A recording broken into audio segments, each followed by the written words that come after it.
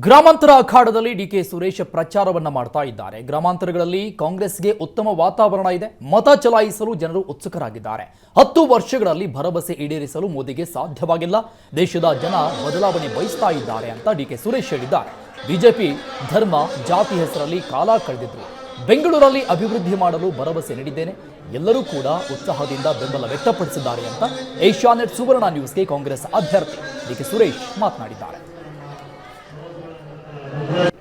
ಜನ ಇವತ್ತು ಈ ದೇಶದಲ್ಲಿ ಯಾವ ಭರವಸೆಯನ್ನು ಇಟ್ಕೊಂಡಿದ್ರು ಆ ಭರವಸೆ ಫೇಲ್ ಆಗಿದೆ.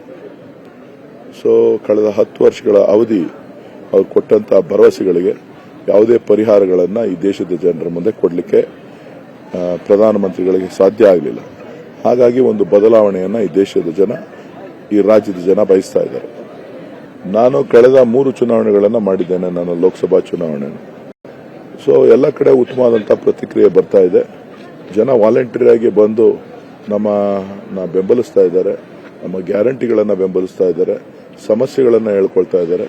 ಮೊದಲಿಂದನೂ ಕೂಡ ಈ ಭಾಗ ಎಲ್ಲ ಬಿಜೆಪಿಗೆ ಒಂದು ಭದ್ರಕೋಟೆ ಅಂತಕ್ಕಂಥ ಭಾವನೆ ಇತ್ತು. ಅವ್ರ ಸಮಸ್ಯೆಗಳನ್ನು ಕೇಳಿದಾಗ ಬಹುಶಃ ಅವರು ಕೇವಲ ಧರ್ಮದ ಹೆಸರಿನಲ್ಲಿ, ಜಾತಿ ಹೆಸರಿನಲ್ಲಿ ಮತ ಕೇಳ್ಕೊಂಡು ಕಾಲ ಕಳೆದಿದ್ರು ಅಂತ ಕಾಣಿಸ್ತದೆ. ಆದರೆ ಇವತ್ತು ಜನಕ್ಕೆ ಅಭಿವೃದ್ಧಿ ಬೇಕಾಗಿದೆ. ಇವತ್ತು ಬೆಂಗಳೂರು, ಕರ್ನಾಟಕ ಸನ್ಮಾನ್ಯ ಮುಖ್ಯಮಂತ್ರಿ ಸಿದ್ದರಾಮಯ್ಯನ ನೇತೃತ್ವದಲ್ಲಿ, ಡಿಕೆ ಶಿವಕುಮಾರ್ ಅವರ ನೇತೃತ್ವದಲ್ಲಿ ಬೆಂಗಳೂರಿನಲ್ಲಿ ಅಭಿವೃದ್ಧಿಯನ್ನು ಮಾಡಲಿಕ್ಕೆ ನಾನು ಭರವಸೆಯನ್ನು ಕೊಟ್ಟಿದ್ದೇನೆ. ಎಲ್ಲರೂ ಕೂಡ ಉತ್ಸಾಹದಿಂದ ಬೆಂಬಲವನ್ನು ವ್ಯಕ್ತಪಡಿಸ್ತಾ ಇದ್ದಾರೆ. ಇವತ್ತು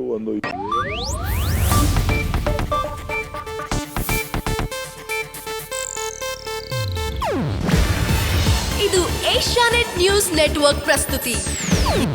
ನೀವು ನೋಡ್ತಿದ್ದೀರಾ ಏಷ್ಯಾನೆಟ್ ಸುವರ್ಣ ನ್ಯೂಸ್.